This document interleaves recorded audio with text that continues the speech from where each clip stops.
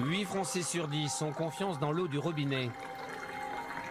Pendant 8 mois, nous avons parcouru la France pour savoir s'ils peuvent la boire sans danger. Officiellement, tout citoyen a droit à une eau potable sans risque pour sa santé. Officiellement seulement. Car dans de nombreuses communes, l'eau est contaminée.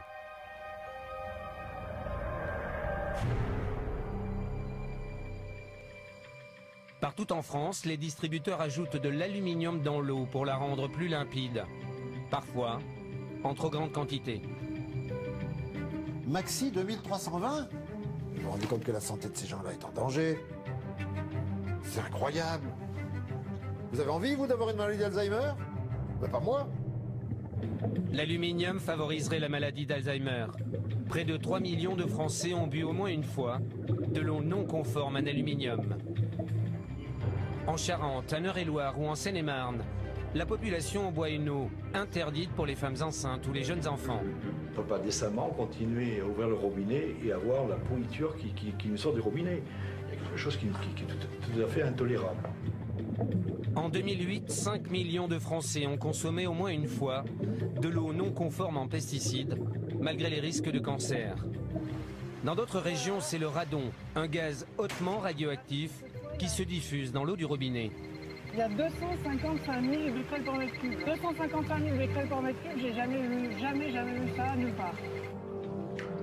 Les citoyens et les élus boivent une eau chargée en radon sans en être informés. On n'a jamais eu d'analyse de radon, en tout cas qui nous ont été communiqués, et on n'est absolument pas au courant de ces résultats. Le radon est cancérigène, mais la France ne mesure pas sa présence dans l'eau. Une nouvelle menace vient aussi d'être identifiée. Sans le savoir, les Français boivent une eau qui contient des médicaments. En Normandie, dans le centre, en Charente, en Île-de-France ou en Auvergne, nous avons recueilli les preuves de ces pollutions. Nous les avons présentées aux compagnies de l'eau. Enfin, c'est des trucs, ça doit pas sortir de la maison, ça. C'est pas des trucs de mon public, hein. Ce truc-là, là. Et vous avez quelqu'un en interne qui vous a donné ça. C'est pas des documents, voilà. D'ailleurs, c'est un document interne. Nous avons aussi interpellé l'État, censé protéger notre santé. Est-ce qu'on peut couper l'émission? On coupe l'émission. Voilà, c'est tout. 40 millions de Français boivent régulièrement l'eau de leur robinet. Plongés à nos troubles dans ce produit alimentaire et ses poisons cachés.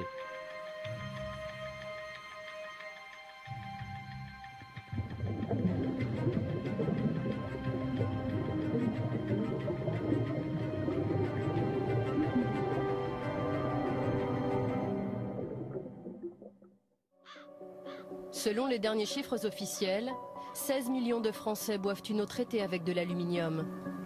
D'après de nombreux scientifiques, cette substance est dangereuse pour leur santé. Pendant 20 ans, Guy Berton a travaillé sur l'aluminium. Comme des centaines de scientifiques dans le monde, cet ancien directeur de recherche au CNRS a étudié la toxicité de ce produit sur les hommes. Voici les résultats d'une étude australienne sur les souris qu'il vient de recevoir. On a réussi à créer la maladie d'Alzheimer en administrant de l'aluminium. Donc, quand même, c'est quand même là la forte présomption. Là, c'est une autre étude, canadienne cette fois-ci. Est-ce que l'exposition à l'aluminium est un facteur de risque pour le développement de la maladie d'Alzheimer? Oui, ça date déjà de 98, vous voyez. L'aluminium se fixe dans le cerveau, provoque des démences et pourrait déclencher la maladie d'Alzheimer. Depuis 35 ans, de nombreuses études arrivent à la même conclusion. Les traces qui s'accumulent dans votre cerveau jour après jour, ce sont justement ces traces-là que vous allez trouver dans les cerveaux des gens qui sont atteints de maladie d'Alzheimer après 20, 30, 40, 50 ans d'exposition. Si la maladie d'Alzheimer est due à l'aluminium, c'est à partir de ces quantités infinitésimales déposées jour après jour. Cela fait longtemps que Guy Berton est en colère. Car de nombreuses communes en France ajoutent ce toxique dans les tuyaux du robinet sans se soucier de leur impact éventuel sur notre santé. Mais pourquoi rajoute-t-on de l'aluminium dans l'eau? Tence, en Haute-Loire.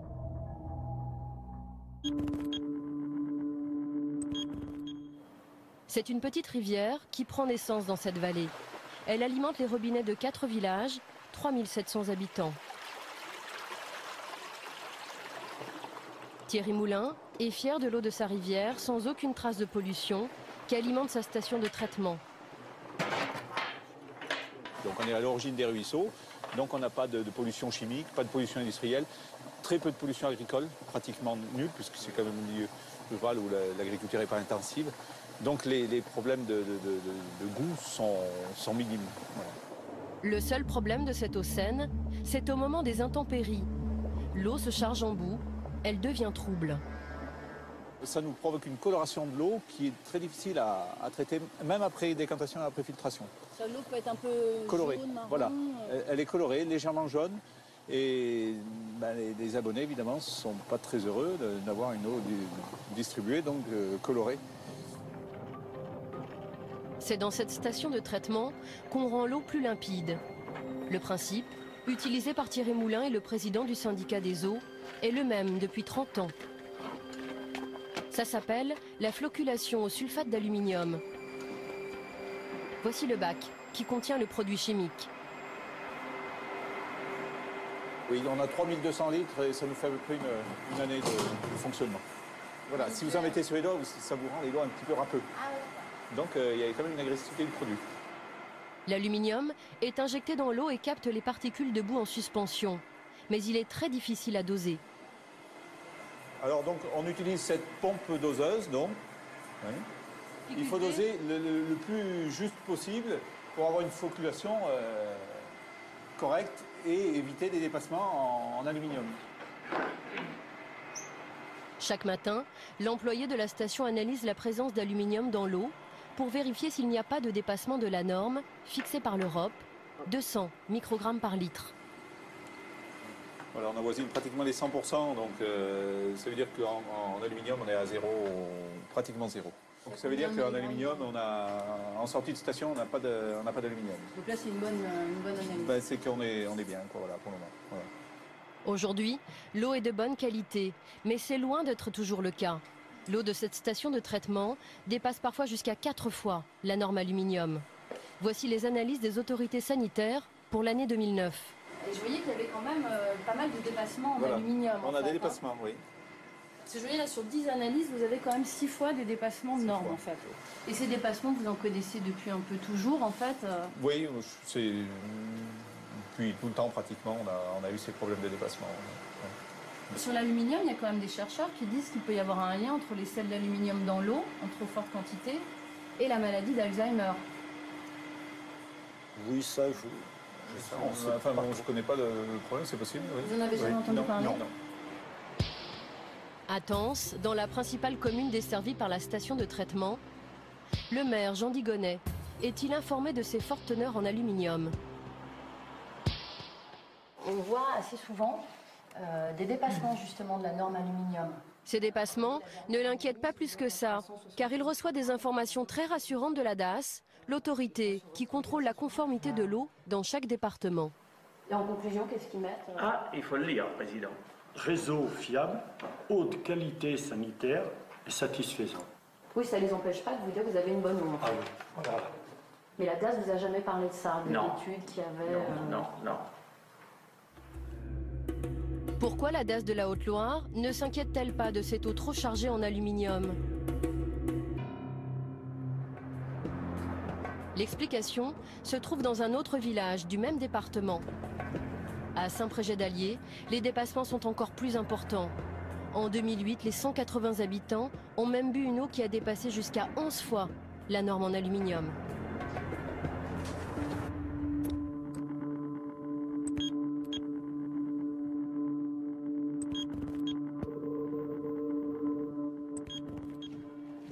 Pour l'ingénieur sanitaire de la DAS qui nous rejoint, ces chiffres ne sont pas alarmants. David Ravel va nous expliquer que l'aluminium est une référence et non une limite de qualité. En clair, la norme existe, mais on peut la dépasser. Un joli tour de passe-passe réglementaire.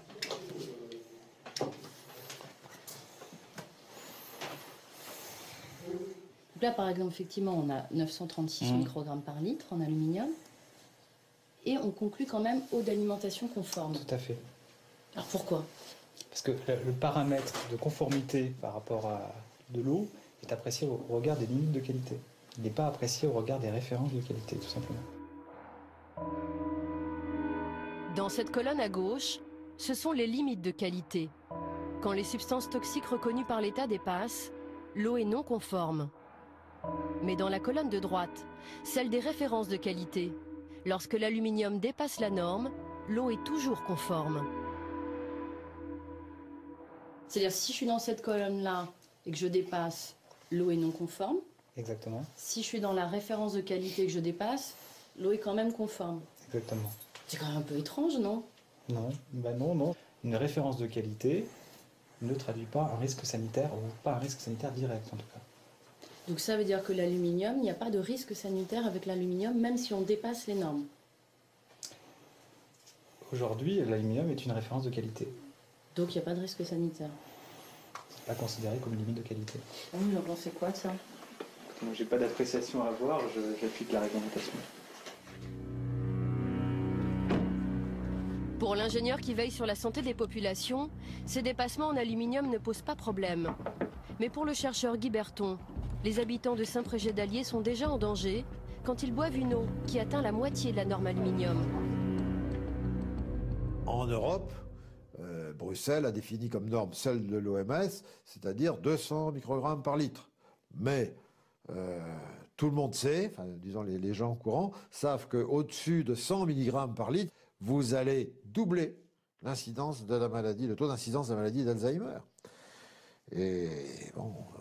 Et c'est très grave ce que vous dites, parce qu'il y a plein de communes en France où l'eau est à plus de 100 microgrammes. Je ne sais pas s'il y en a plein, j'en sais rien, mais en tout cas... Moi, je peux vous dire qu'on en a Ah oui, trouvé. alors s'il y en a, ben, ces gens-là sont en danger de...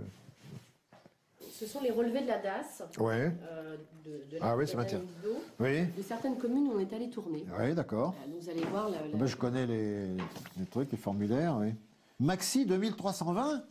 Oh, non, mais c'est pas possible. Non, c'est un document de la DAS. C'est invraisemblable, ça. En 2320 microgrammes par litre.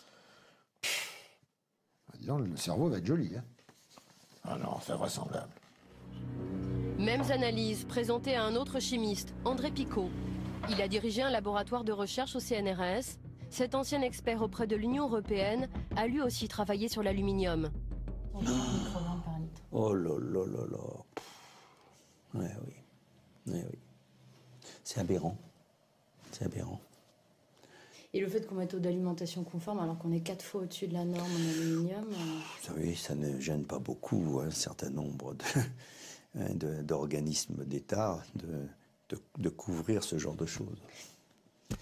Et oui, ben, il ne faut pas affoler les populations, c'est tout. Ah, respect des références de qualité, non. J'adore. Qualité. Mais malgré tout, c'est... Qualité. Si ça vous fiche la maladie d'Alzheimer, c'est simplement le non-respect d'une référence de qualité. Pardonnez-moi, mais j'appellerais ça de l'assassinat, moi. Les autorités laissent boire cette eau du robinet contaminée en aluminium bien au-delà des normes. Mais étrangement, depuis notre interview de l'ingénieur sanitaire de la Haute-Loire, la DAS a modifié ses bulletins d'analyse. L'eau n'est plus seulement conforme, une mention a été ajoutée. À noter, une teneur en aluminium bien supérieure à la référence de qualité.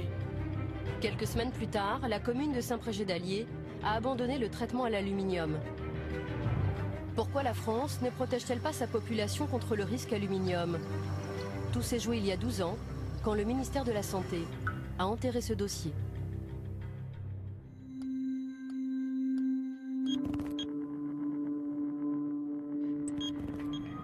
En 1998, une équipe épidémiologique de Bordeaux travaille sur la maladie d'Alzheimer. Elle fait une découverte importante. Une forte teneur en aluminium dans l'eau du robinet pourrait être un facteur de risque de la maladie d'Alzheimer. C'est Jean-François Dartigues qui a supervisé cette étude. Elle a été publiée par son équipe à l'INSERM, un institut de recherche qui dépend du ministère de la Santé. Ses conclusions étaient formelles. L'aluminium multiplierait par 2 le risque de la maladie d'Alzheimer. L'exposition à un taux d'aluminium dans l'eau d'adduction supérieur à 100 microgrammes par litre était associée à un risque majoré de maladie d'Alzheimer, un risque à peu près augmenté de 50%. 100 microgrammes par litre, c'est la moitié de la norme actuelle. Cette information fait l'effet d'une bombe et les gros titres de France Soir. Le 14 octobre 1998, ce journaliste publie l'information. Voilà l'article qu'on avait sorti à l'époque, donc avec les déclarations de Jean-François Dartigues et d'un certain nombre de scientifiques. Enfin bon, ça a été donc l'explosion immédiate. Lorsque Roger Langlais contacte Jean-François Dartigues, le chercheur est catégorique sur ses résultats. J'ai appelé Dartigues, celui qui dirigeait l'unité de recherche. Et puis, donc à l'époque, il se montrait très naturellement convaincu. Il me disait, ça fait 2 ans qu'on vérifie nos résultats, donc on ne va pas encore les vérifier. Et il déclarait, on devrait tout de suite demander à la population, dans les communes où on atteint 100 microgrammes ou plus, d'arrêter de boire de l'eau du robinet, tout simplement, et de boire de l'eau en bouteille, en attendant d'utiliser un autre système. Et tout de suite, la préconisation, évidemment, de cesser de traiter l'eau du robinet avec de l'aluminium. Il vous dit ça à l'époque? Il me dit ça à l'époque, c'est vraiment très clair. Voilà. Il n'y a pas la moindre ambiguïté, il n'y a pas le moindre doute. Il n'en est plus au stade des doutes, il en est au stade des certitudes vérifiées. Le jour où François fait sa une, surprise. Une étude de l'INSERM de Bordeaux à prendre avec précaution. Elle établit un lien entre l'aluminium présent dans l'eau du robinet et puis la maladie d'Alzheimer. Jean-François Dartigues désamorce la bombe sur TF1. Le chercheur est soudain devenu très prudent. J'insiste sur le fait qu'il s'agit simplement d'une association statistique et qu'on ne peut pas, absolument pas conclure à une relation causale sur une seule étude. Pourquoi le scientifique a-t-il minimisé les conclusions de son étude? Le jour même, le chercheur Guy Berton était aux côtés de son collègue Jean-François Dartigues, juste avant qu'il n'accorde une interview à TF1. Selon lui, Jean-François Dartigues aurait reçu ce jour-là un coup de téléphone de Bernard Kouchner, alors secrétaire d'État à la Santé. Il a appelé Jean-François Dartigues au téléphone pour lui intimer l'ordre d'aller le soir même à TF1 démentir les propos qu'il avait tenus, qui plus est lui-même, dans l'article, dans l'interview qu'il avait eu avec le journaliste de François et qui était rapporté dans l'article de François. C'est le ministre de la Santé qui l'appelle en Absolument. Absolument. C'est ce que m'a dit Jean-François Dartigues en revenant, en disant « Monsieur Berton, je suis désolé, je ne pourrai pas assister à votre séminaire de cet après-midi parce que Kouchner me demande d'aller à la télévision ce soir à TF1, sur TF1, démentir les propos tenus par mon équipe et moi-même concernant l'aluminium. » Certaines personnes m'ont dit que vous aviez reçu un coup de fil le jour justement de cette une pour vous demander d'aller minimiser un peu votre étude devant les médias. Absolument pas. Absolument pas. Non, absolument pas. Non, ça je peux vous affirmer, absolument pas. Guy Berton dit pourtant être sûr de lui. Il affirme se souvenir très bien de son indignation. J'ai dit qu'il n'était pas le chercheur du ministre, ni du gouvernement français, mais qu'il était le chercheur de la totalité de la population française et même de la totalité de la population mondiale. Voilà, c'est ça un chercheur. Le chercheur n'a pas de compte à rendre à un ministre. Voilà. Il a un compte à rendre à sa conscience, c'est tout. Et qu'est-ce qu'il vous dit, lui, comme réponse? La réponse a été très simple. Alors là, je m'en souviens comme si c'était hier. Il a répondu oui, mais moi, si je veux des crédits l'année prochaine pour mon unité. Voilà, c'est tout. Malgré nos multiples relances, la chargée de presse du ministre Bernard Kouchner n'a pas donné suite à notre demande d'interview. Je vous confirme que son emploi du temps est très chargé. Nous devons déjà refuser beaucoup de demandes d'entretien sur des sujets d'actualité essentiels. Les scientifiques vont se faire discrets, mais 2 ans plus tard, le ministère de la Santé commande tout de même une étude à l'AFSA. C'est l'organisme d'État qui veille sur la sécurité alimentaire des Français. En 2003, voici son rapport. 16 millions de Français boivent une eau traitée au sel d'aluminium. Près de 4 millions boivent même une eau qui dépasse la norme. Et pourtant, selon les experts de l'AFSA, il n'apparaît pas nécessaire de fixer pour les eaux une référence de qualité inférieure à 200 microgrammes par litre. Pour l'AFSA, l'affaire est réglée, on ne touche pas à la norme. Marie Favreau est directrice des risques sanitaires dans cet organisme. Aujourd'hui encore, elle est convaincue du bien fondé de cette décision. La référence de qualité qui est de 200 mg par litre d'aluminium, pour vous, est une bonne référence. Est une très bonne référence. Enfin, une très bonne. Et la référence de qualité. Ouais. Et alors, qu'est-ce que vous recommandez quand on dépasse la référence de qualité en aluminium? Alors, nous recommandons rien. L'AFSA ne recommande rien, même quand la norme est largement dépassée, comme à Saint-Prégé-d'Allier par exemple. Là, par exemple, vous voyez, c'est une commune de Haute-Loire, c'est une analyse qui date de 2009. Il trouve en aluminium 1230 microgrammes par litre. Donc on est quand même 6 fois au-delà des références de qualité. Alors est-ce que cette eau doit être consommée ou pas? Je vous redis pour la dernière fois, je veux dire peut-être encore une fois de façon à être plus claire, que le rôle de l'AFSA, c'est de fixer ces fameuses limites de qualité et de les donner aux gestionnaires. Voilà. Son rôle ne va pas plus loin et ne peut pas aller plus loin. Mais est-ce que vous avez établi des recommandations sur les dépassements? Est-ce qu'on doit consommer ou pas, en fait? C'est ça la question qu'on se pose. L'attaché de presse intervient. Sophie, je pense qu'on a hier, on n'aborde pas les questions de la gestion. Ça, c'est le gestionnaire. Oui, mais c'est savoir quelles recommandations on a sur les dépassements de référence de qualité, en fait. Est-ce qu'il y a des recommandations ou pas qui existent, en fait? Est-ce qu'on peut couper l'émission? On coupe l'émission. Voilà, c'est tout. Mais en fait, j'aimerais comprendre pourquoi. Moi, je vous demande Je vous demande de couper l'émission. En 2007, 2 700 000 Français ont bu au moins une fois une eau au-dessus de la norme aluminium. Nous n'en saurons pas plus. Quelles sont les communes touchées par ces dépassements? Lors de notre enquête, nous avons trouvé quelques villes, et pas seulement des villages comme Saint-Prégé-d'Allier et Tence, où la norme officielle est ponctuellement dépassée. Montbéliard, 26 000 habitants, juste au-dessus de la norme. Saint-Chamond, 35 000 habitants, également au-dessus de la norme. Saint-Brieuc, 46 000 habitants, plus de 4 fois la norme. Saint-Nazaire, 71 000 habitants, plus de 2 fois la norme. Ou encore Saint-Étienne, 175 000 habitants, là aussi, plus de 2 fois la norme. Et pourtant, il existe une solution pour se passer d'aluminium et rendre l'eau limpide, sans aucun danger pour la santé. En France, les habitants d'une grande ville peuvent boire l'eau du robinet en toute tranquillité. Cette grande ville, c'est Paris. Depuis plus de 30 ans, la mairie a proscrit l'aluminium. C'est ici, en banlieue sud parisienne, qu'Eau de Paris traite les eaux de la Seine, distribuées au robinet des Parisiens. Cette eau est parfois boueuse et Bénédicte Velté, directrice adjointe de la qualité, nous montre l'autre procédé qu'on peut utiliser pour la clarifier. Alors qu'est-ce que c'est ça?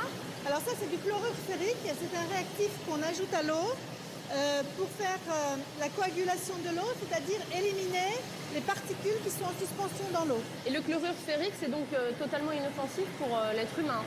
Ah oui, le chlorure ferrique est complètement inoffensif pour l'être humain. Ici, on utilise le chlorure ferrique parce que la ville de Paris avait souhaité avoir une teneur en aluminium excessivement faible dans l'eau du robinet.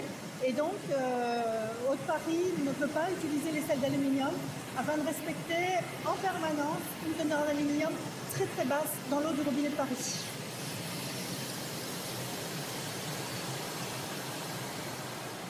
Pourquoi un quart des Français, selon les derniers chiffres, boivent-ils toujours une eau traitée à l'aluminium et non pas au fer? Est-ce que c'est plus complexe à utiliser par exemple que les sels d'aluminium? Non. Non, c'est pas plus complexe à utiliser, c'est simple d'utilisation. Et est-ce que c'est plus coûteux par exemple que les sels d'aluminium? Non, c'est pas plus coûteux que les sels d'aluminium. Non, non, le coût est équivalent. Pourquoi on n'a pas généralisé ce principe en France? Le problème des sels ferriques, c'est que dans certains cas, ça peut donner une petite couleur à l'eau, parce que le fer est rouge, donc ça peut donner une petite couleur à l'eau. Mais là, on parle de choses qui ne sont pas dangereuses pour la santé. Même si l'eau est un peu colorée par les chlorures ferriques, c'est pas dangereux. Non, non, c'est pas dangereux, mais c'est l'aspect esthétique que le consommateur est excessivement perturbé dès que l'eau a une couleur ou un trouble, ce qui est tout à fait logique. Hein. C'est la première perception que le consommateur ressent. Pour ne pas déplaire à leurs clients, par simple souci marketing, les distributeurs de l'eau préfèrent encore utiliser les sels d'aluminium. Du côté des grandes compagnies de l'eau, l'utilisation de ce toxique est tabou. Suez, le numéro 2 français, a refusé de s'exprimer sur ce traitement. C'est quand même un procédé qui est encore utilisé chez Suez. Oui, mais oui, c'est un procédé qui est utilisé, mais comme partout. Donc aujourd'hui, nous, on ne s'exprime pas sur ce sujet-là, quoi. Enfin, nous, aujourd'hui, on nous a dit, aucun intérêt de parler sur ce sujet, quoi. Pour nous, c'est un non-sujet. Veolia, le numéro 1 mondial, qui vend de l'eau à 24 millions de Français, a accepté de nous recevoir, mais sans connaître les informations dont nous disposons. Nous nous sommes procuré un rapport interne de l'entreprise sur la qualité de l'eau. Il date de 2003. Voici ce qu'il préconise. Gérer le risque médiatique à propos de la maladie d'Alzheimer. Ce document indique noir sur blanc que Veolia a distribué une eau qui ne respecte même pas la norme aluminium à 1 100 000 Français. Chez Veolia, Boris David a été mandaté pour nous répondre. Cet hydrogéologue est tout de suite mal à l'aise quand on prononce le mot aluminium. Les sels d'aluminium, c'est largement utilisé dans vos usines de traitement? C'est utilisé, je pense qu'on privilégie aujourd'hui plutôt les chlorures ferriques et ce type de réactifs, mais c'est encore utilisé. Oui. Pourquoi on privilégie les chlorures ferriques? Je sais bien où vous voulez en venir sur les problèmes des résidus d'aluminium dans l'eau, c'est ça Oui, parfois il y a des dépassements de normes. Ouais. Il me semble qu'on les utilise toujours. Maintenant, on respecte les normes. Enfin, à ma connaissance, il n'y a pas de dépassement majeur en aluminium sur nos usines. Le rapport interne de Veolia démontre le contraire. J'ai un document sur la qualité de l'eau. C'est un document qui date de 2003. Ce document, Boris David refuse au début d'en parler. Ça ne doit pas sortir de la maison, ça. C'est pas des documents publics. Hein. Le truc sur l'aluminium, vous m'avez montré. Je ne sais pas comment vous avez obtenu ça. Mais ça, ce truc-là, là. Des médias. Et vous avez quelqu'un en interne qui vous a donné ça. C'est pas des documents. Voilà, d'ailleurs, c'est un document interne. J'ai celui de 2009, si vous voulez, on peut regarder. Ah bah oui, ça peut être intéressant, ouais, si vous l'avez. À contre-cœur, Veolia nous livre le nombre de personnes qui ont encore bu en 2009 de l'eau qui dépasse régulièrement la norme aluminium. Je ne sais pas où vous avez vu ce document-là. Hein. Enfin, moi, ça m'inquiète de savoir qu'ils sont en circulation. Et sur la répartition nationale, globale, vous avez combien de personnes encore? Là, on en a global 106 900. Donc il y a encore 106 000 personnes qui ont des problèmes de qualité d'eau sur l'aluminium. Voilà. Tu veux faire des plans ou pas du document? Si je peux, bien sûr. Mais je pense pas. Non. Ouais. Non. Quelles sont les communes clientes de Veolia qui ont distribué cette eau régulièrement contaminée? Nous n'en saurons pas plus. Pourquoi les compagnies persistent à traiter l'eau du robinet avec de l'aluminium? C'est le chercheur Jean-François Dartigue qui va nous le révéler. Lorsqu'il publie son étude sur l'aluminium et la maladie d'Alzheimer, il rencontre les 3 grandes compagnies de l'eau. Pour passer au fer, elles auraient dû changer leurs installations. Elles ne le souhaitaient pas. J'ai discuté avec eux de ça. Eux m'ont dit à l'époque, mais c'était il y a 10 ans, ça peut peut-être changé, que ça coûterait quand même nettement plus cher. Donc c'était un problème économique en fait. Il y a un problème économique derrière. Je pense que ça coûterait plus cher. Ça veut dire aussi que l'économie est passée devant la santé. Non, parce que et je crois que on va pas dire c'est un problème. La santé est aussi un problème économique, si vous voulez. Il faut faire des choix. Qu'est-ce que vous voulez dire par faut faire des choix? Il faut choisir. Est-ce qu'on choisit la santé des enfants? Est-ce qu'on choisit la santé ou est-ce qu'on choisit la santé des vieux? On fait bien un choix. Donc l'aluminium et les personnes âgées, c'était pas forcément la priorité? Ça me paraît pas la priorité. Et même encore. 10 ans après l'étude épidémiologique française sur les facteurs de risque de la maladie d'Alzheimer, l'aluminium n'est toujours pas une priorité pour l'État. Le ministère de la Santé ne recense pas les communes concernées par ce procédé. Pour d'autres polluants, l'État a l'obligation de protéger toute la population. Ce sont les nitrates et les pesticides. Pour ces polluants agricoles, la réglementation est formelle. Pas question de dépasser les normes. Pourtant, 5 millions de Français ont bu en 2008, au moins une fois, des pesticides. Et les autorités le leur cachent trop souvent.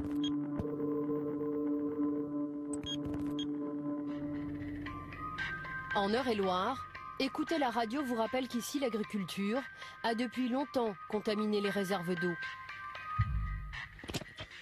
L'eau de Châteaudun est donc débarrassée pour un bon bout de temps de ces agents polluants. Le coût total de cette nouvelle station de traitement des pesticides, 2,5 millions d'euros. Écoutez, le maire, il est soulagé. Je suis soulagé parce qu'on se rendait compte qu'il y avait une dégradation de notre eau de captage et malheureusement une dégradation de l'eau que nous distribuions à la population. À Châteaudun, l'eau est de nouveau conforme. Mais dans de nombreux villages, les habitants consomment toujours une eau non potable, contaminée par les pesticides et les nitrates. Lauriane Delorme connaît bien la gravité de cette pollution. Elle est technicienne à la DAS du département, l'administration qui contrôle la qualité de l'eau. Bonjour, vous allez bien? Aujourd'hui, elle vient faire des prélèvements au captage de Romilly-sur-Aigre. Ici, un pesticide interdit depuis 2003, l'atrazine, contamine l'eau du robinet jusqu'à 6 fois au-dessus de la norme. On dépasse régulièrement les 0,6 microgrammes par litre d'atrazine et d'éthylatrazine. C'est beaucoup. Oui, c'est beaucoup, parce qu'il y a une interdiction pour les femmes enceintes et les enfants de moins de 10 kilos, selon les recommandations de l'AFSA. Et c'est une eau que vous boiriez? Moi, je ne le donnerais pas à mon enfant et pas si j'étais enceinte. C'est notamment des risques de cancer ou de mauvais développement. L'origine de cette pollution n'est pas à chercher bien loin. À quelques mètres du captage, des champs à perte de vue. Et effectivement, ici, dans des zones de grande culture. Oui, toute la Beauce, c'est une région céréalière, donc beaucoup de blé, de maïs, pommes de terre. Et on pourrait pas se dire justement, faut arrêter toutes ces cultures à proximité des captages. C'est peut-être la seule solution pour s'en sortir. C'est très tendancieux. Pourquoi? Parce que de demander aux agriculteurs d'arrêter tout traitement pesticides, eux vous répondront oui, mais nos rendements vont tellement baisser que la production ne sera pas possible, ne sera pas rentable et on ne pourra pas vivre. Grande culture, contre eau de qualité. Jusqu'à présent, c'est l'agriculture intensive qui a été privilégiée. Depuis maintenant plus de 10 ans, les habitants de ce village boivent une eau dangereuse pour les femmes enceintes et les jeunes enfants. Et cette commune est loin d'être un cas isolé dans le département. Dans ce courrier du 19 juin 2009, le préfet d'Eure-et-Loir dépeint une situation sanitaire très inquiétante. La situation en Eure-et-Loir est toujours aussi alarmante. Les anomalies recensées concernent essentiellement les nitrates et les pesticides. C'est le département de la région qui compte le plus grand nombre de réseaux délivrant une eau juridiquement non potable. À la direction départementale des affaires sanitaires et sociales, le directeur adjoint nous révèle l'ampleur de cette pollution. Il calcule le nombre d'habitants qui boivent une eau non conforme en pesticides et en nitrates. Alors je commence par les nitrates, si vous voulez. 49 773 habitants, c'est-à-dire près de 50 000 personnes. En gros, près de 12% de la population départementale qui a reçu en 2008 à son robinet une eau à teneur en nitrate supérieure à la limite légale de qualité. 50 000 personnes. 50 000 personnes. Donc ce sont tous ce qu'on voit en rose et en rouge sur la carte en fait. Voilà, ce sont ces deux couleurs qui symbolisent, ça c'est au-delà de 70 mg par litre et cette couleur-là entre 50 et 70 mg par litre. Vis-à-vis des pesticides, la limite de qualité de 0 microgramme par litre est dépassée pour tout ce qui est rose ou rouge. Le bilan pour 2008, 71 000 personnes concernées par des dépassements de 0,1, c'est-à-dire un peu plus de 16, presque 17% de l'effectif départemental. Quels sont les risques pour tous ces habitants qui consomment ces polluants en trop grande quantité?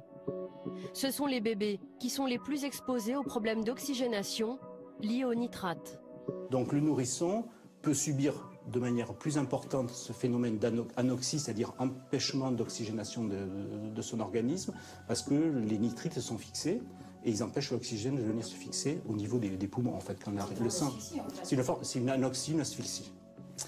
Pour les pesticides, si on dépasse les troubles neurologiques, peut-être maladie de Parkinson, des troubles de la reproduction, des troubles neurologiques éventuels, ce sont les hypothèses qui sont aujourd'hui investiguées, certaines formes de cancer. En gros, bon, je pense qu'avec ces 3 interrogations de risque sanitaire, ça suffit pour dire faisons respecter ce que prévoient les textes. La première obligation de la DAS, c'est d'informer les communes qui doivent alerter leur population. Mais les maires le font-ils vraiment? La Seine-et-Marne et ses routes bordées de champs Après l'Eure-et-Loire, c'est le deuxième département de France le plus contaminé par les nitrates et les pesticides. La Croix-en-Brie qui est là, le Mininel-les-Ormeaux. Marie-Paul Duflot préside l'association Nature-Environnement Seine-et-Marne. L'eau potable, elle en a fait son combat. Actuellement, il y a combien de communes qui ont de la restriction à la consommation sur l'eau potable? Bon, il y a environ une soixantaine. Malheureusement, on a laissé la situation sans s'en préoccuper trop pendant de nombreuses années. Et puis, oui, ça fait beaucoup quand même. Hein. Ça fait pas mal, oui. Pas mal, surtout que j'ai l'impression que la plupart du temps, les habitants ne sont pas au courant. Nous allons contrôler 3 communes qui distribuent au moment du tournage une eau non conforme en nitrate ou en pesticides. Première mairie, Lumininel-Ormeaux. Pour certains quartiers du village, le taux de pesticides dépasse 7 fois la norme. Première inspection, les panneaux d'affichage extérieur. Suivez la réunion du conseil communautaire, bon, il n'y a rien. À l'intérieur, même constat. Bon, il y a quand même risque d'intoxication du monoxyde de carbone, ils sont conscients de ça. Par contre, l'eau potable, ça n'a pas l'air de faire partie des... Madame le maire, est-ce qu'elle est là Non, je ne suis pas disponible. Ah, c'est vous, madame. Je fais un reportage sur l'eau et la manière dont les mairies communiquent sur la qualité de l'eau. Oui. Vous prenez un rendez-vous parce que moi, aujourd'hui, je n'ai pas le temps. D'accord, mais c'était juste pour savoir pourquoi ça n'était pas affiché alors que c'est une obligation de la mairie d'afficher. C'est affiché en principe dans les mairies. Bah oui. Donc voilà, c'est pas là aujourd'hui, c'est pas de chance. D'accord. C'est pas de chance. Mais donc pour les citoyens, c'est pas de chance. Oui, mais aujourd'hui, je n'ai pas le temps. Un accueil sympathique. Ouais, très sympathique. Ce qui s'appelle se faire jeter. Deuxième commune, Gatun. L'eau est au-dessus de la norme de 50 mg par litre pour les nitrates et 6 fois plus pour les pesticides. Bonjour. Je suis Sophie Le Gall, je suis journaliste pour France 3. Oui. Bonjour monsieur. Bonjour. En fait, on réalise un reportage sur l'eau du robinet. Et puis là, on fait un petit tour des mairies dans le coin pour voir un peu comment ils communiquent auprès de leur population sur la qualité de l'eau. Ah bah vous êtes tombé sur la bonne mairie. Pourquoi je suis monsieur Pichot, le maire de Gatun. Vous pouvez nous montrer un peu en termes d'affichage ou de communication à la population comment vous procédez Les relevés. Ah, ils sont dehors. Les analyses ne sont affichées nulle part. Et vous savez que c'est obligatoire d'afficher en mairie? Oui, je sais. Mais pourquoi ça n'a pas été fait alors? Ah, madame, pourquoi que ça n'a pas été fait? Pourquoi que c'est fait? Pourquoi que c'est... Vous savez, je vous le dis, je vous le répète, on n'a aucun malade, aucun mort. Des fois, je blague avec les gens. L'eau, mais on n'a pas grand-chose, nous. Les pesticides, enfin, c'est beaucoup. C'est les pesticides et les nitrates. La secrétaire vient de sortir ce document d'un tiroir. Il confirme bien des dépassements en nitrates et en pesticides. Voilà. Et là, par exemple, il y a des restrictions à la consommation là, sur ces relevés? Si, bien sûr. Ah non, mais que les femmes enceintes et puis les nourrissons, oui. Les nitrates et les pesticides sont reconnus maintenant par tout le monde comme étant d'origine agricole. Qu'est-ce que vous connaissez faut arrêter de dire ça, faut arrêter. Alors là, vous allez me mettre en colère, là. Pas de chance, le maire est un ancien agriculteur. Les agriculteurs sont quand même responsables en partie de ces taux de pesticides et de nitrates élevés dans l'eau quand même. Ah oui, mais je vous dis pas le contraire. Je vous dis pas le contraire. Mais heureusement qu'il y en a quand même des agriculteurs parce qu'on travaille tous la faim. Dernière commune, Courpalais. Ici aussi, l'eau potable dépasse la limite en nitrate et 4 fois la norme pesticide. Devant le parvis de la mairie, surprise, une future maman embarque des bouteilles d'eau. Qu'est-ce que vous faites là en fait? C'est parce qu'en fait, comme je suis enceinte, je venais demander des aides et on m'a dit que j'avais le droit à des bouteilles d'eau. Une par jour en fait. Voilà. Tous les mois, les gens, alors on distribue de l'eau aux femmes enceintes et aux femmes enceintes. Donc à partir du 4e mois de grossesse jusqu'aux 10 kilos d'enfants. Mais monsieur le maire arrive. On a rentré beaucoup de masques, etc. Et on n'a pas de... Charles Saadia est maire depuis 2 ans. On n'avait pas de place, donc on a aménagé cet endroit pour... De mémoire d'élu, on s'est toujours soucié des femmes enceintes et des nourrissons. Son prédécesseur distribuait déjà des bouteilles d'eau. On rentre une palette chaque 15 jours à peu près. Donc ça fait, je vous dis, 300 €, c'est exactement 132 € la palette. Voilà, donc ça vous coûte combien par mois? 300 euros, 260 euros précisément. Oui, sur un budget communal, c'est quand même pas énorme. C'est pas énorme. Ça rassure beaucoup de gens et puis franchement, c'est pas un coût exorbitant, ça nous fait quoi, 3 000 euros par an? Oui, il faut le faire. Oui, non, c'est même pas il faut le faire, c'est un devoir de solidarité, c'est un devoir... Oui, non, ça c'est pas des choses qui me gênent beaucoup, hein, franchement. En tout, sur les 5 communes testées lors du tournage, une seule informe sa population et protège les femmes enceintes et les nourrissons. Voilà. Au revoir, bonne continuation. Au revoir, monsieur. Au revoir. Retour en Eure-et-Loire. Face à l'ampleur du désastre, les autorités sanitaires locales ont enfin décidé de réagir. Aujourd'hui, le directeur adjoint de la DAS du département a rendez-vous avec des élus d'un village qui connaît de gros dépassements en nitrates et pesticides. Jean-Claude Guéral a imaginé un nouveau moyen pour faire pression sur les maires.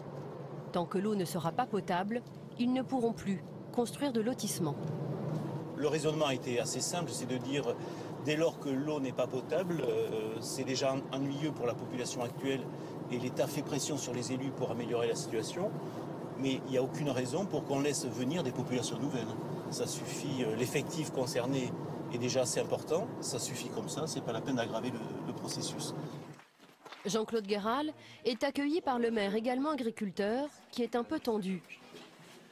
Allez-y, rentrez, on va vous laisser opérer. Les 10 logements qu'il espérait construire sont pour l'heure compromis. La sous-préfète, Anne Laparre-Lacassagne, s'est aussi déplacée pour faire passer le nouveau message de l'État aux élus dépités. Je trouve que c'est quand même un peu dommage qu'on ait mené une réflexion qui date, je ne sais pas depuis combien de temps que ça date cette réflexion, depuis 1 an et demi, peut-être 2 ans, qu'on ait mené toute cette réflexion-là, qu'on arrive à cette proposition-là au concret, et puis qu'aujourd'hui qu'on nous dise que c'est pas possible. Donc c'est un peu dans cet esprit-là, enfin dans cette interrogation-là, qu'on demande à la DAS et à l'État des explications. Voilà. Ce qui est normal. D'emblée, l'État va mettre les points sur les i. On cumule les inconvénients puisqu'on a à la fois des dépassements de qualité vis-à-vis des nitrates, qui sont importants, qui datent depuis plus de 15 ans, et surtout en matière de pesticides. C'est-à-dire on rencontre ici des situations de concentration comprises entre 0,4 et 0,6, c'est-à-dire 4 à 6 fois la limite de potabilité. Donc l'État ne souhaite pas du tout qu'on crée des lotissements en extension dès lors que la question de l'eau n'a pas été réglée, quoi. On se fait quand même un peu guillotiner là, je trouve.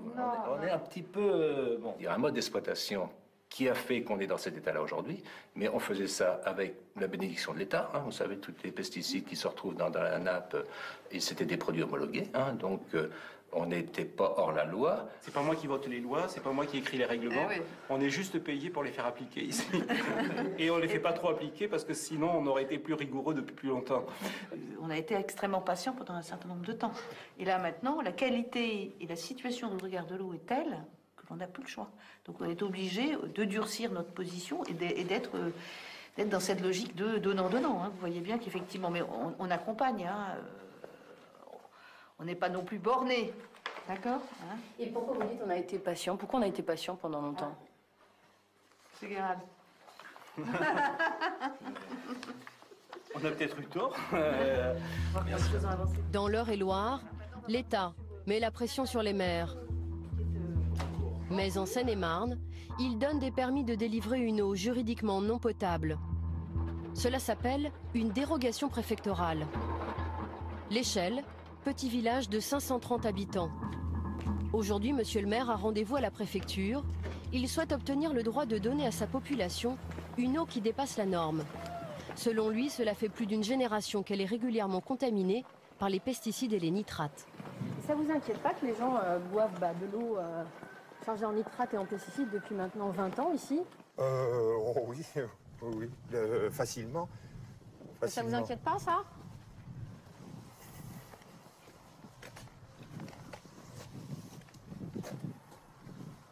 Je sais pas. Je sais pas quoi vous répondre là, mais c'est vrai que bon, c'est des années et des années que c'est comme ça. Pour décrocher une dérogation de 3 ans, les maires doivent s'engager à régler leur pollution de l'eau. Mais la commune d'Edmond-Caluzny a déjà obtenu une première dérogation et rien n'a été fait.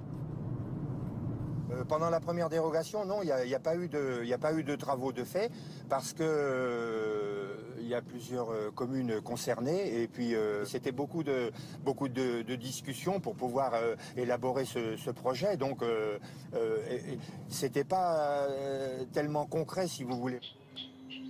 Quelques heures plus tard, Edmond-Caluzny sort de la préfecture, accompagné de 2 autres maires, eux aussi satisfaits.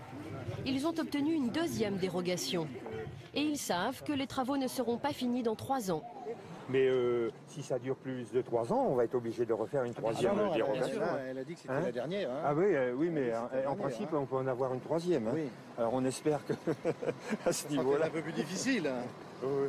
Mais bon. Vous pensez que vous n'allez pas réussir à faire les travaux dans les 3 ans, en fait? Non. Pas tout. Fin 2011, donc les travaux vont démarrer et ça va durer 4 ans. Donc ça va nous emmener en 2015. Hein. Les habitants de l'Échelle devront attendre encore 5 ans avant d'avoir de l'eau potable à leur robinet. Ces dérogations peuvent s'éterniser jusqu'à 9 ans.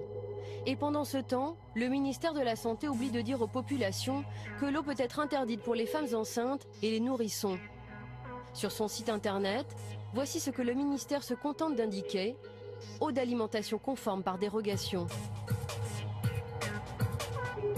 Dans le local de son association, Marie-Paul Duflot découvre que ces eaux qui dépassent par exemple les normes nitrates sont déclarées conformes par l'État.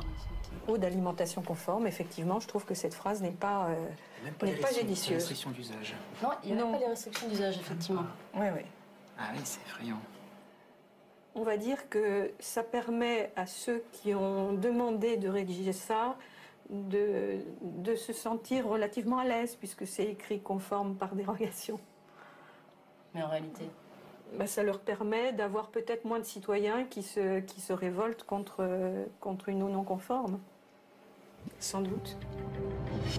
Le préfet du département de la Seine-et-Marne est-il informé de ce défaut d'information? Nous décidons de lui montrer le site internet du ministère de la Santé et l'interview d'un maire qui a déjà obtenu 2 dérogations avec la bénédiction des services de la préfecture. Monsieur le préfet, Michel Guillot, est convaincu du bien fondé de ces dérogations sur l'eau. Pourquoi l'État accorde des dérogations aux communes qui ont des dépassements? Si l'État accordait des dérogations et que rien ne se passe, ce serait, pardonnez-moi, complètement inutile.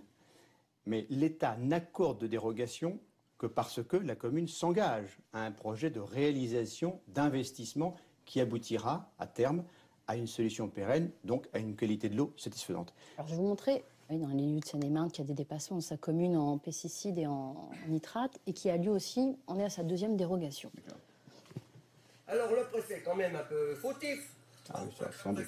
Tous les ans, je demande une dérogation, parce que je mets toujours de mon nom, que les travaux avancent pas, et il me la donne. Alors expliquez-moi ça. Ça fait combien d'années que vous avez des dérogations? Oh, ça fait 3 ans. Vous allez encore en avoir, là? Ah oui. Il ne faut pas comprendre la dérogation comme étant le fait de retarder la décision politique. On a un peu parfois l'impression, quand on les écoute, les maires. Quelques maires, encore une fois, voyez un certain nombre... J'aurais pu autant présenter d'autres qui disent « mais oui, on est d'accord, ça ne nous arrange pas, mais le préfet a raison de nous obliger à... » C'est comme ça. En Seine-et-Marne, 106 communes, 20% des mairies du département sont toujours sous dérogation. Pourquoi l'État n'alerte-t-il pas la population dont le préfet a la responsabilité? Les nitrates, effectivement, on est à 64 mg par litre, donc on est effectivement au-dessus des normes. 50. Et pourtant, quand on regarde la conclusion, il est écrit « eau d'alimentation conforme par dérogation ». Oui. Est-ce que vous trouvez que c'est une bonne façon d'informer les gens? Elle pourrait être formulée différemment. Je suis une femme, je m'installe dans cette commune, je veux voir la qualité de mon eau, par exemple, notamment. Je vois eau d'alimentation conforme par dérogation. Je me dis donc j'ai une eau qui n'a pas de problème. Et pourtant, c'est une eau qui est interdite à la consommation pour les femmes enceintes. Écoutez, oui, ça manque sans doute d'éléments de précision. Je suis d'accord avec vous, oui. Il faudra je l'indiquerai au ministère de la Santé et également au service d'action sanitaire et sociale, oui, c'est sûr. Ça n'est pas un mensonge, simplement c'est une imprécision, d'accord, ou une ambiguïté, d'accord. L'État protège mal les habitants Et des entreprises en profitent pour leur proposer des solutions miraculeuses. Ils leur promettent une eau qui protégerait soi-disant leur santé, comme en Eure-et-Loire. Tu veux de l'eau, Loulou? Aurélie Rive s'est installée 2 ans plus tôt à la campagne pour la qualité de vie. Cette maman découvre alors que l'eau du robinet est non conforme en nitrate et 2 fois au-dessus de la norme pour les pesticides. Merci. Cette situation la préoccupe car elle a 2 enfants en bas âge, dont Lauric, 1 an. Qu'est-ce qui vous inquiète plus précisément pour les enfants, par exemple? Beaucoup les... Enlève ta tétine. Beaucoup les pesticides. Les pesticides, parce que pour les... Voilà. Pour les petits garçons, surtout... je sais que surtout pour les jeunes enfants, c'est dangereux. Et puis, pour voir... Se dire, on boit de l'eau du robinet et puis on sera en bonne santé, on va pas être malade parce qu'on décide de boire l'eau du robinet, quoi. Malgré tout, Aurélie donne de l'eau du robinet à son fils, mais filtrée, car elle s'est équipée d'un appareil qui traite l'eau. Donc en fait, on a installé un calibrodénitrateur. Ça purifie l'eau, ça enlève nitrates, pesticides et calcaire. Alors, on avait possibilité d'avoir 2 réglages. Comparaison Volvic ou Evian. Ce qu'on a fait, on a opté pour Evian, c'est parce qu'on nous a précisé que quand on mettait ce genre d'appareil, qu'on choisissait ces dosages, on pouvait utiliser l'eau pour les biberons des enfants. Aurélie et sa famille ont acheté cet appareil lorsqu'un commercial est venu les informer de la mauvaise qualité de leur eau. Voilà, ça c'est le dossier de la société qui nous a vendu le calibrodénitrateur. Il avait un tableau complet sur toutes les communes et la commune de Trizay-les-Bonnevalles était dans son tableau et c'est là qu'il nous a montré l'étude exacte, les chiffres exacts de la commune. Et ça vous a coûté combien? Alors, 3 000 euros. 3 000 euros. 3 000 euros. Oui. C'est quand même un sacré investissement, 3 000 euros. C'est un gros budget qu'on a financé, nous, par un petit crédit sur quelques années. Mais oui, effectivement, c'est un bon gros budget. Cette entreprise qui démarche les particuliers en leur garantissant une eau de qualité, tient-elle ses promesses? Nous avons fait analyser l'eau du calibrodénitrateur. Le taux de nitrate a un peu baissé, mais à 40 mg par litre, l'eau est déconseillée pour les nourrissons par la plupart des pédiatres. Pour les pesticides, l'appareil ne retient rien, l'eau est tout bonnement non conforme.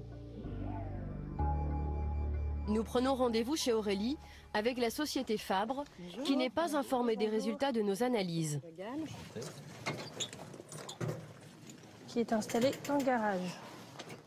L'un des responsables de l'entreprise va d'abord nous vanter les mérites de son appareil, censé supprimer les pesticides et la quasi-totalité des nitrates. On va garder à peu près 10%, en moyenne selon les réseaux, environ 10% de ce qui est contenu au départ. Donc là, ici, on est autour de 60 mg par litre. Donc on va être en dessous de 10 mg par litre de nitrate. Et au niveau des pesticides, ça retient les pesticides Alors, également? Nous avons du charbon actif à l'intérieur de cette cartouche qui a la faculté d'enlever des pesticides. On est à 0,18 microgrammes par litre, donc le calibrodénitrateur peut traiter. Pas de chance pour l'entreprise, nos analyses démentent totalement ces belles paroles.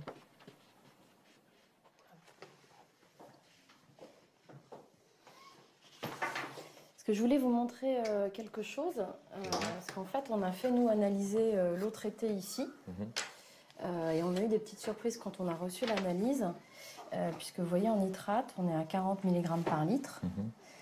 Donc, non mais attendez, là, c'est quoi votre truc? Vous vous plaignez que ça marche pas et vous amenez une télé pour ça?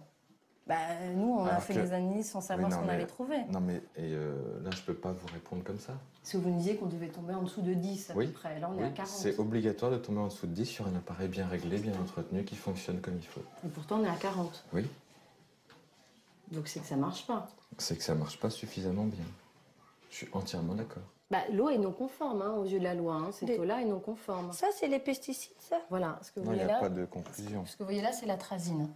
Aurélie découvre elle aussi les résultats et la mauvaise qualité de l'eau qu'elle donne à ses enfants. Et si vous voulez, la norme en France, c'est 0,1. Donc on est au-dessus de la norme. D'accord. Madame Rive, quand vous voyez ça, ça vous satisfait? Non. Moi, ce qui m'embête surtout, c'est les nitrates, parce que je donne l'eau.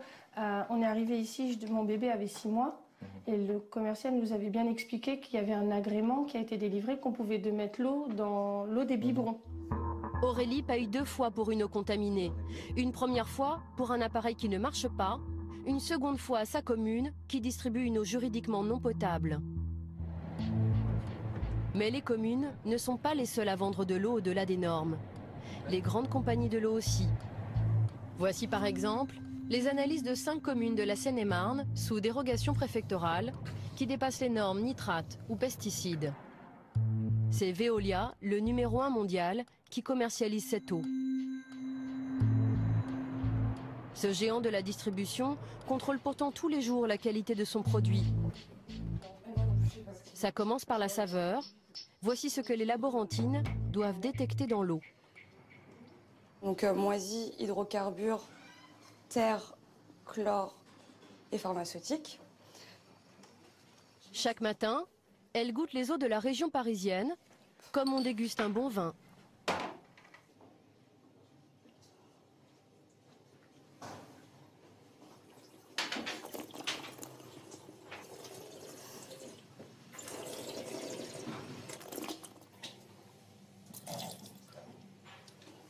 Néant.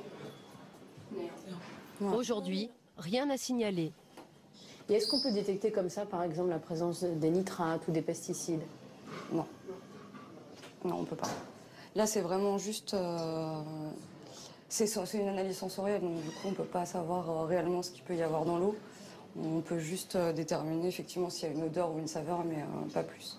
C'est-à-dire qu'on peut avoir une eau finalement qui a un bon goût mais qui est de mauvaise qualité ou inversement. Voilà. Bactériologiquement aussi, des fois, elles sont bonnes en saveur, mais pas bactériologiquement, et vice-versa. Le goût n'a donc rien à voir avec la qualité sanitaire de l'eau. François Enguéhart dirige ce laboratoire de Veolia où sont analysées les propriétés bactériologiques ou chimiques de l'eau du robinet.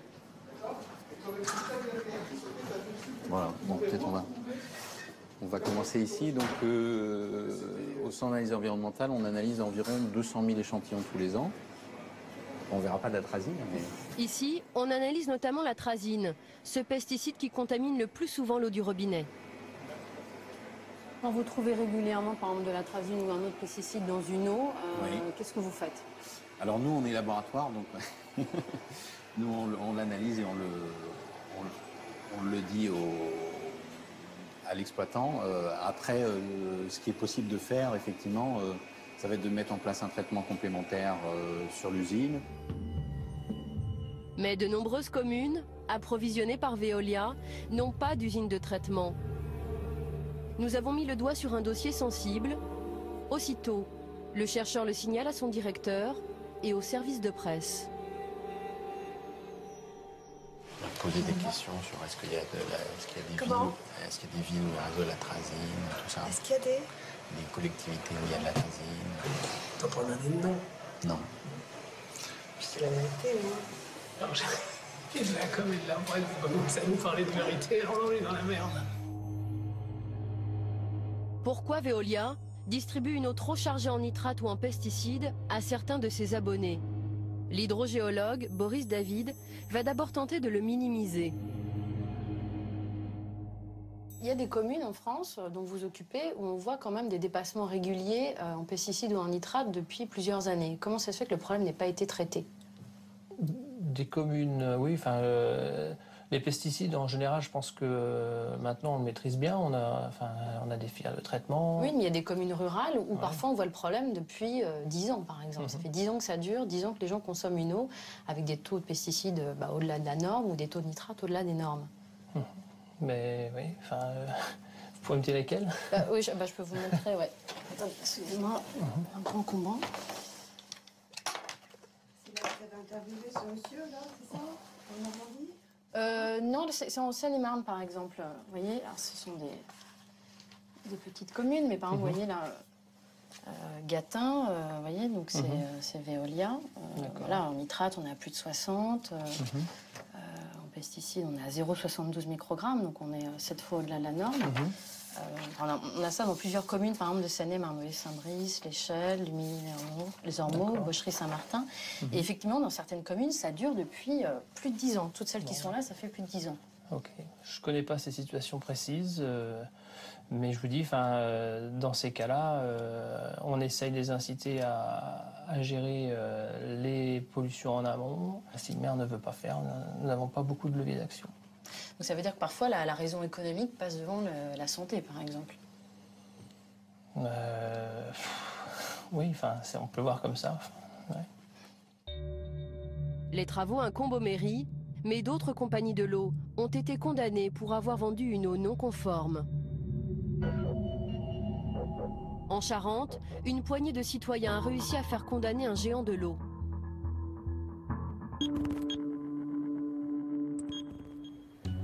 Cette bataille judiciaire s'est déroulée à Moutier. Il y a 9 ans, ces 2 enseignants et ce douanier ont découvert que la SOR, le numéro 3 français, vendait à 11 000 personnes l'eau contaminée de ce captage de la Forge. À partir de 1991, on était au-delà des normes. On est monté jusqu'à 0,6, 0,7 pour le cumul de pesticides et encore simplement sur les 2 pesticides, les 2 désherbants du maïs. Donc on était à 6 à 7 fois les normes en fait. Pour certains éléments, et notamment pour les pesticides isolés, oui, on était largement dans cette ampleur-là, oui. On était un peu révoltés, il faut bien dire. On se dit c'est quand même pas croyable qu'on n'ait pas été informé d'une part, et puis il faut faire quelque chose, quoi. Bon, alors cette espèce de merta qu'il y a là-dessus, quoi. C'est une merta. Pour attaquer la SOR, il a d'abord fallu faire la preuve de la contamination. Pour nos citoyens, ce fut la chasse aux bulletins d'analyse, qui sont pourtant des données publiques.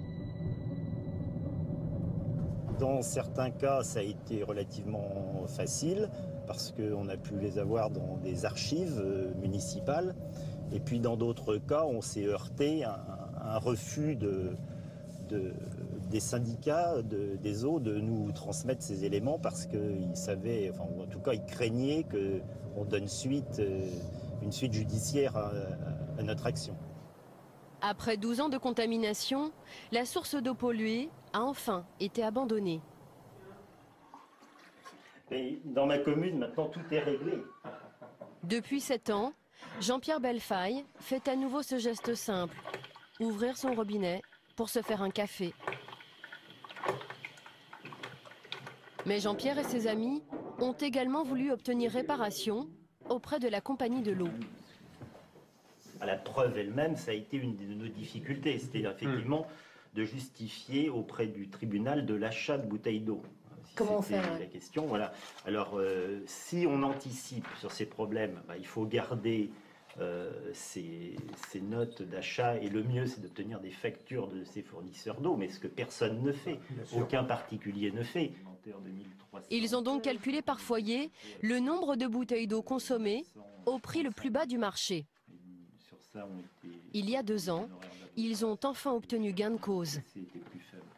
Le tribunal condamne la société SOR à payer à M. Roux la somme de 4 560 €. Et donc au total, on a obtenu pour 11 familles qui étaient impliquées dans notre action 32 575 € et 96 centimes. Voilà, donc ce qui était pour nous une grande satisfaction, parce qu'il est vrai qu'on nous a pris de haut pendant très longtemps, on nous a pris pour des rigolos. Pour nous, c'est quand même une très belle victoire. Cette belle bataille, seules 11 familles sur 11 000 habitants l'ont menée. Pourtant, près de 5 millions de Français ont bu au moins une fois en 2008 une eau qui ne respecte pas la norme pesticide. Il existe un toxique bien plus inquiétant. C'est le radon, un gaz hautement radioactif. Nous avons découvert sa présence dans l'eau potable grâce à des scientifiques spécialistes de la radioactivité. Nous les avons suivis en février 2010, en pleine enquête, dans le Limousin.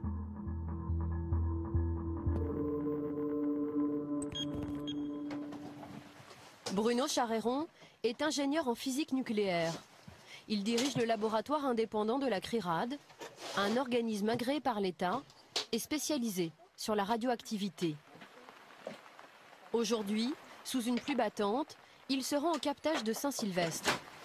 Le responsable local de la SOR, qui distribue l'eau, et son attaché de presse l'accompagnent. L'ingénieur de la CRIRAD va rechercher la présence du radon, un gaz radioactif dégagé par les sols granitiques et présent dans l'eau. C'est moi qui ouvrirai la porte, par contre, si c'est possible. Donc là, vous n'entrez pas dedans tant qu'on n'a pas fait la vérification. La première mesure du radon dans l'air du captage va lui prendre 10 minutes. En attendant, Bruno Charéron explique les risques de ce gaz aux responsables de la source. Ça crée des lésions dans l'ADN qui sont réparées dans la majorité des cas par notre système immunitaire, mais à force d'en recevoir, le taux de réparation fautif augmente et donc à terme, ces cellules peuvent être mutées, peuvent être folles, peuvent être donc aboutir à des cancers ça peut être 10 ans, 20 ans, 30 ans après. Donc c'est pas parce que c'est naturel que c'est bon. Premier résultat, première surprise.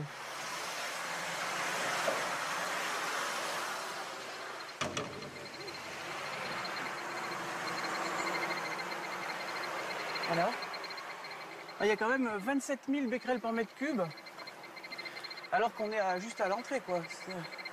Dans les écoles, par exemple, la norme à ne pas dépasser est de 1000 becquerels. C'est beaucoup? Ah bah 27 000 becquerels par mètre cube, c'est pas tous les jours qu'on mesure ça quand même. Hein. Oui, c'est vraiment beaucoup. C'est-à-dire que... Devant ces chiffres alarmants, les employés de la SOR vont désormais se tenir à l'écart de notre caméra et du captage. Donc ça, c'est un masque. Là, c'est obligatoire, là. Bah oui, parce que vraiment, la concentration en radon est vraiment très importante. 27 000 becquerels par mètre cube, c'est vraiment très élevé. Tout comme notre caméraman, Bruno Charéron s'équipe dorénavant d'un masque à charbon actif pour réaliser une seconde mesure, plus précise encore, de la radioactivité. Est-ce que vous sentez que c'est un peu plus dur de respirer? Ouais. Oui? Oui. C'est bon? Seconde mesure, énorme surprise.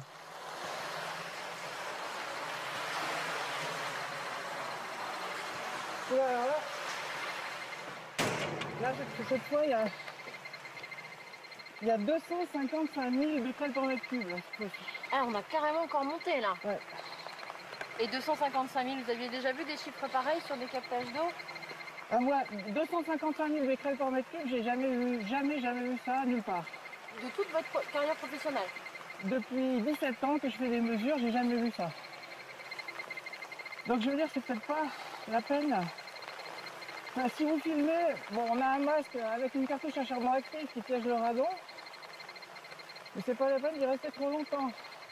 Cette radioactivité élevée, le responsable du captage la découvre.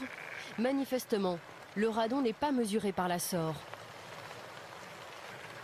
Vous avez jamais eu de résultat de mesure de radon dans l'eau? Jamais, non. De la part de la DAS ou non? Ouais. Jamais. La radioactivité de l'eau du captage se retrouve-t-elle au robinet des habitants de Saint-Sylvestre?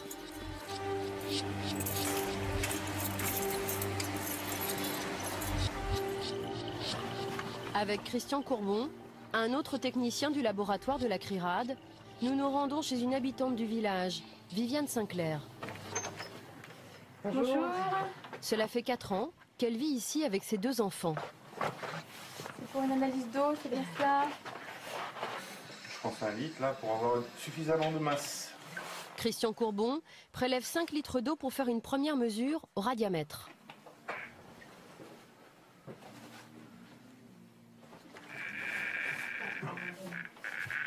Ça veut dire qu'il y a du radon dans l'eau, quoi.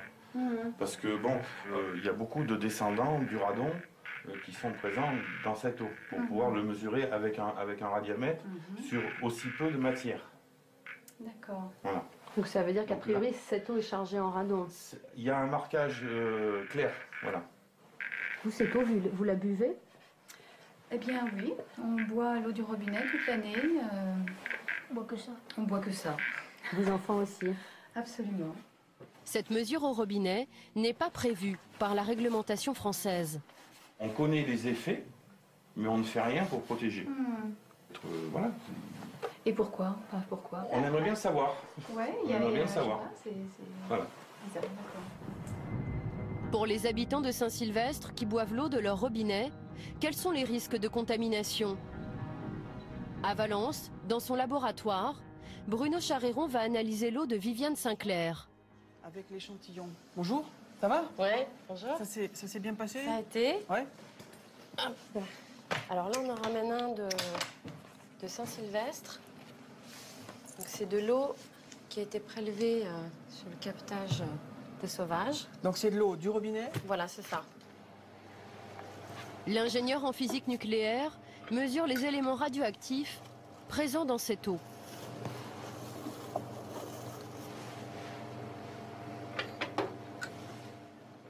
Et voici ce qu'il trouve en radon.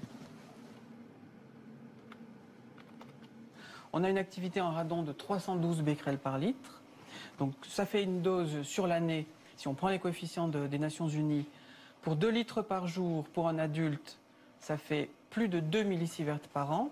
Et pour un très jeune enfant, un nourrisson, qui consomme 33 centilitres par jour, ça fait 3 millisieverts par an. En clair, cette eau devrait être interdite à la consommation.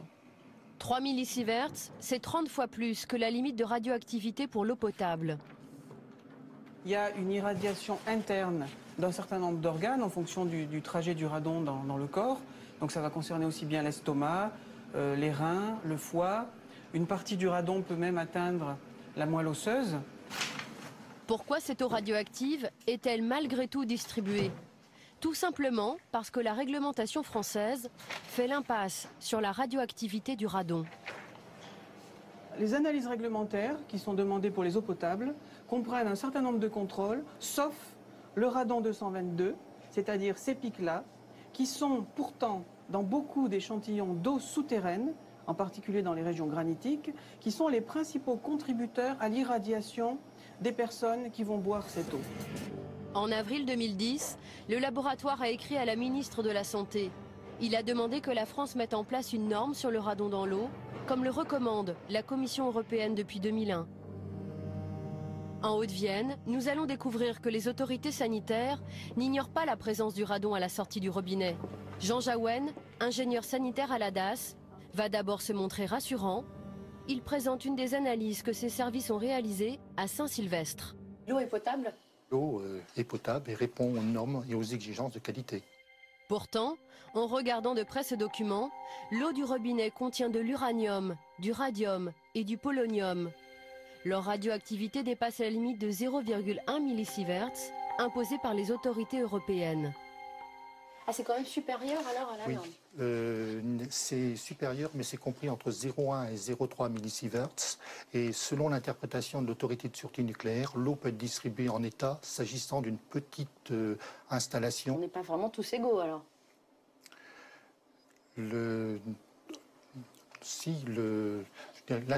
On n'est pas forcément... Non, les valeurs telles qu'elles sont examinées actuellement le sont faites. Je dirais que l'interprétation reste la même pour tout le monde en France au regard des valeurs qui sont obtenues. Un jargon administratif pour justifier une radioactivité dans l'eau potable supérieure à la norme édictée par l'Europe. Pas de traces de radon sur cette analyse. Pourtant, la DAS a réalisé à Saint-Sylvestre des mesures et trouvé les mêmes teneurs que la CRIRAD. Des mesures jusque-là restées confidentielles. Est-ce que vous, ce sont des teneurs qui vous ont inquiété quand vous les avez découvertes? Oui, c'est-à-dire qu'il est évident que lorsqu'on a trouvé ces valeurs, on s'est interrogé sur leur impact et on les a transmis à l'autorité de sûreté nucléaire et dans un deuxième temps à l'Organisation mondiale de la santé. C'était il y a combien de temps que vous avez envoyé ces documents? Ça fera bientôt 1 an pour l'autorité de sûreté nucléaire et 4-5 mois pour l'Organisation mondiale de la santé. Ah oui, donc ils ont eu le temps de vous répondre. Ouais. D'accord. Jean Jaouen attend toujours sa réponse. Est-ce qu'il y a d'autres communes qui ont des teneurs en radon élevés? Oui, il y a quelques autres communes. Et c'est possible de nous dire lesquelles? De mémoire, comme ça, je ne les sais pas. Non. Ou éventuellement de nous montrer une liste des communes que vous avez analysées? Oui. Oui, c'est possible? Oui. Très bien. Ouais. Vous pouvez nous le montrer? Oui. 100 communes ont été analysées Plusieurs ont de fortes teneurs en radon, comme Jabraï-les-Bordes par exemple. Et donc ça veut dire que les habitants par exemple, de ce village-là ne savent pas en fait qu'ils ont quand même une eau avec des teneurs en radon importantes. Non. Mais vous ne trouvez pas ça gênant qu'ils ne soient pas mis au courant alors qu'ils la consomment cette eau? Oui, mais tous les résultats du contrôle sanitaire classique sont portés à la connaissance des habitants. Mais pas ça, quoi. Pas ça. Parce qu'on n'a pas d'éléments sur lequel s'appuyer pour donner une consigne d'ordre sanitaire. Oui, parce que ce qui est difficile pour vous, là, c'est de ne pas savoir ce qu'il faut faire de ces chiffres, en fait. Tout à fait. Avec le directeur du laboratoire de la CRIRAD, nous sommes allés à la rencontre de cette commune qui présente des taux très élevés en radon. Monsieur le maire et son adjoint vont découvrir que l'eau potable de leur village est hautement radioactive.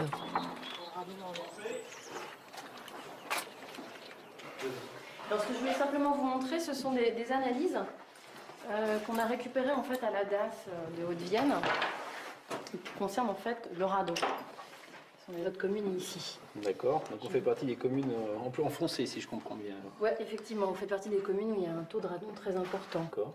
Et on doit s'inquiéter de ce chiffre? Est-ce que vous, déjà, vous avez été informé de ces chiffres?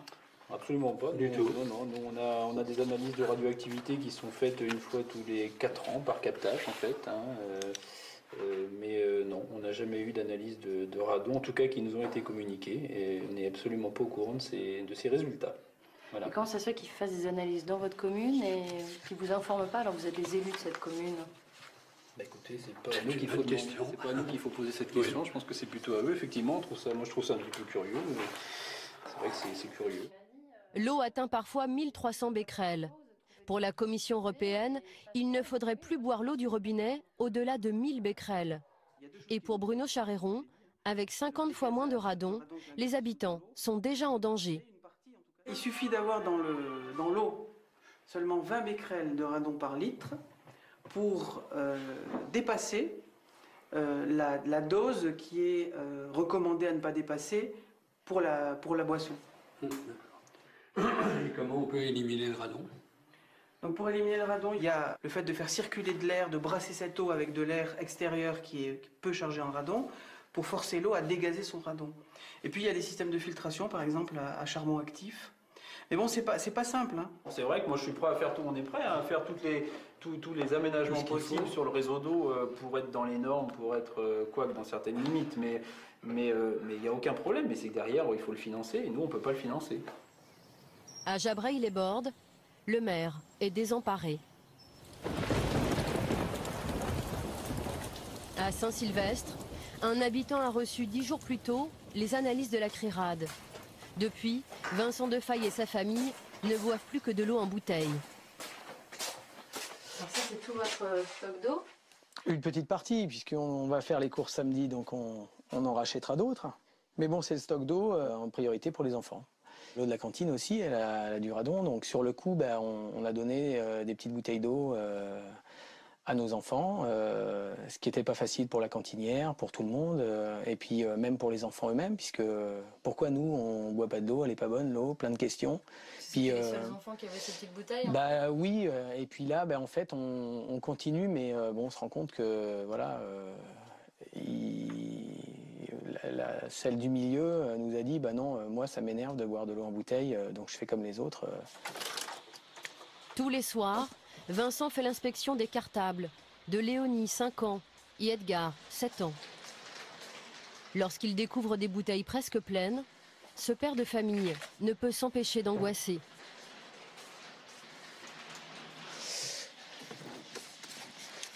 Voilà, par exemple, Edgar, il a sa petite bouteille. On se pose la question aussi, quand ils n'ont pas bu, est-ce qu'ils ont bu? Donc, et c'est encore pire s'ils ne boivent pas que si... Enfin bon, c'est horrible. Et, après, voilà. Donc on préfère, il y a des moments où je me dis, buvez quand même de l'eau, mais si vous pensez à votre bouteille d'eau, buvez de l'eau voilà, moi je suis un habitant qui ne sait pas vraiment quoi faire, quoi. Combien d'habitants de la Haute-Vienne boivent une eau chargée en radon? D'après les documents que nous nous sommes procurés, au moins 16 communes délivrent une eau du robinet très radioactive. Pour les autres départements, aucune analyse officielle n'est disponible. Le laboratoire de la CRIRAD poursuit ses recherches. Il s'intéresse à présent à l'Ardèche, le Puy-de-Dôme et la Loire.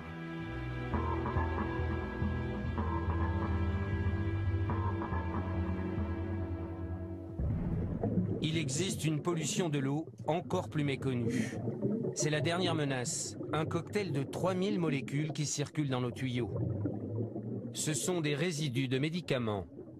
Les Français sont les plus gros consommateurs européens de médicaments. On les retrouve dans l'eau depuis quelques années, mais on ignore encore les effets sur notre santé.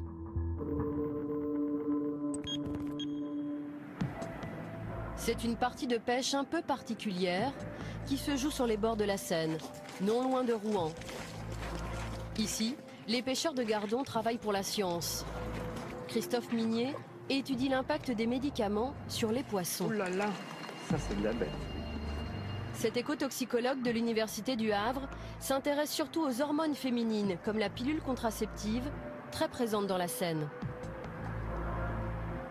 Les personnes prennent la pilule, la métabolisent, l'éliminent via les urines, elle se retrouve dans les stations d'épuration. L'un n'est pas totalement éliminé et finalement dans le milieu. Ça se retrouve comme ça dans la Seine Dans la Seine, dans nos poissons. C'est pas mal. Ces chercheurs s'intéressent surtout aux mâles et à leurs testicules.